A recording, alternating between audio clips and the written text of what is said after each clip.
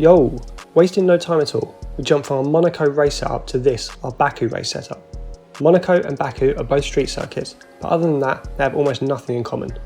Baku is an extremely fast track with one of the longest straights on the calendar. I'm not actually sure if Vietnam has now dethroned Baku for the longest straight or not, but anyway, to succeed around Baku, you need a stable car to survive the tricky castle sector, and you'll need as much speed in your car as possible, as the majority of your on-track battles will be along that pit straight and into turn 1. This setup I'm about to show you is a race setup. It is not designed to be the fastest time trial setup. Instead, this will give you a very raceable car through a long race distance. So jumping straight into the setup itself, you'll want to scrape off as much aero as you possibly can and run 1 on your front wing. Keep your rear wing at 5 as you'll need the downforce out of the heavy traction zones.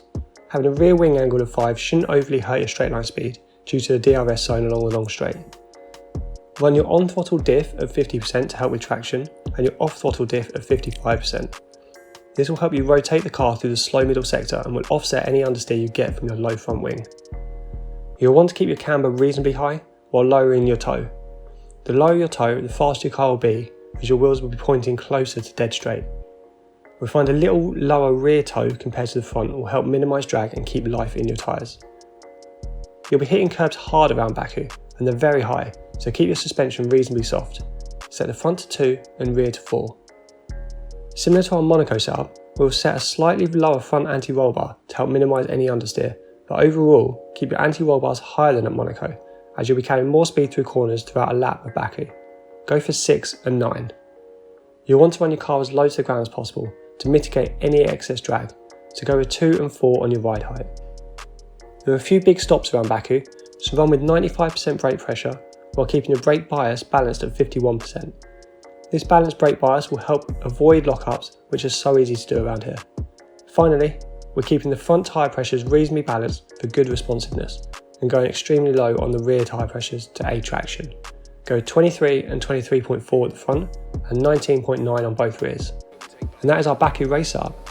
Your main goal for the race should be to keep a high minimum speed through the middle part of the lap, while looking after your rear tyres out of the slower corners. As always, if you enjoy this setup, please give this video a like and subscribe to our channel for more F1 2020 content. I'll let this lap play out and I'll see you on track.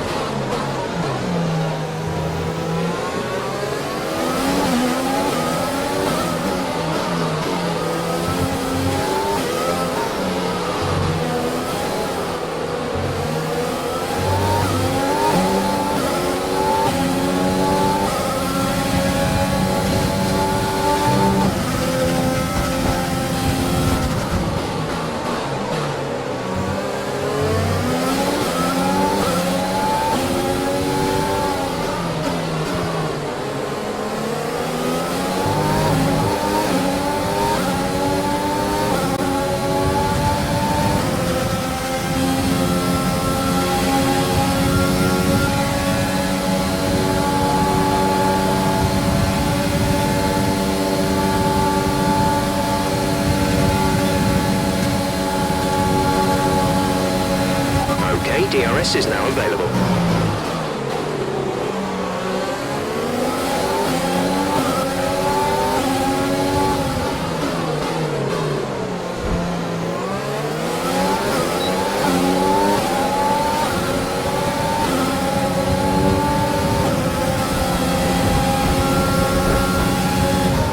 Nice move. Good job.